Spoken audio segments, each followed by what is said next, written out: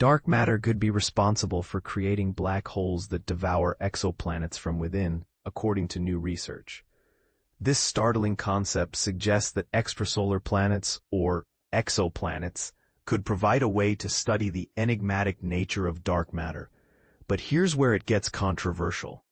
In this new model, super-heavy dark matter particles could be trapped by exoplanets, losing energy and drifting toward the planet's core. Once there, these particles accumulate until they collapse, forming a black hole that then proceeds to consume its host planet from the inside out. However, this theory doesn't align with all existing models of black hole formation.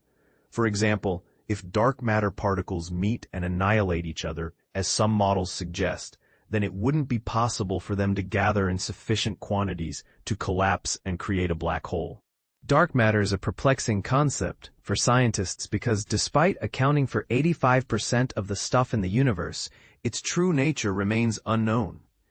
The fact that dark matter doesn't interact with light means it can't be composed of the electrons, protons, and neutrons that make up the atoms of everything we see around us, from stars and planets to living organisms. This lack of interaction with electromagnetic radiation also renders dark matter effectively invisible, leading scientists to propose various types of particles that could potentially account for its existence, each with their own unique properties. However, there's another catch. For this process to occur, the constituent particles of dark matter would need to have very large masses, ruling out one of the most favored candidate particles, the axion, which is a hypothetical particle with a very small mass. If the dark matter particles are heavy enough and don't annihilate, they may eventually collapse into a tiny black hole, explains Mehrdad Foroutan-Mehr, a researcher at the University of California, Riverside. Currently, the lightest known black holes are stellar mass black holes, thought to have masses between 3 and 100 times that of the Sun. These black holes form when massive stars exhaust their nuclear fuel and undergo a supernova explosion, ejecting their outer layers while their stellar cores collapse. This means that the mass range of stellar mass black holes is determined by the masses of the progenitor stars that created them, with the lower mass limit set by the fact that stars with less than 1.4 times the mass of the Sun, known as the Chandrasekhar limit, can't go supernova and therefore can't create a black hole or neutron star. Instead, these stars leave behind a white dwarf. There's also the Tolman-Oppenheimer-Volkoff-Tove limit to consider, which separates stellar cores that create black holes from those that form neutron stars. While less well-defined than the Chandrasekhar limit, the Tove limit suggests that a stellar core needs to have at least 2.2 to 2.9 times the mass of the Sun to form a black hole.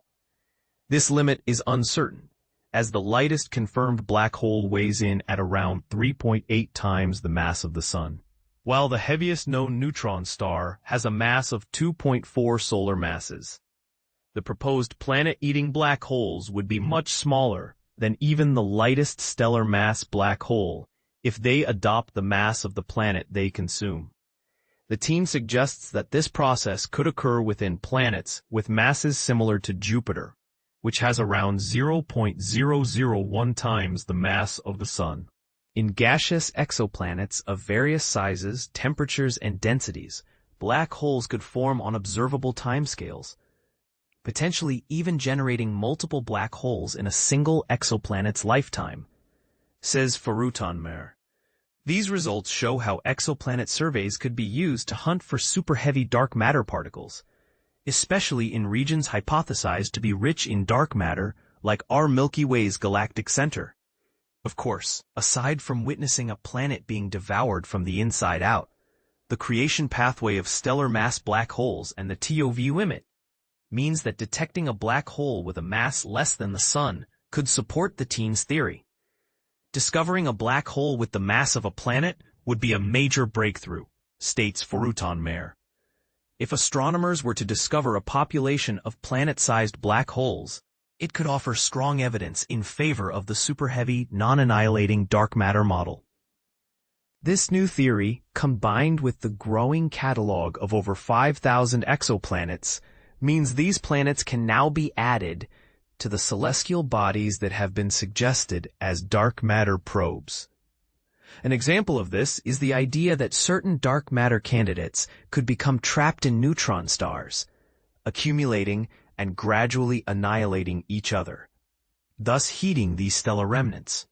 So, if we were to observe an old and cold neutron star, it could rule out certain properties of dark matter, since dark matter is theoretically expected to heat them up, explains Foraton-Mayer.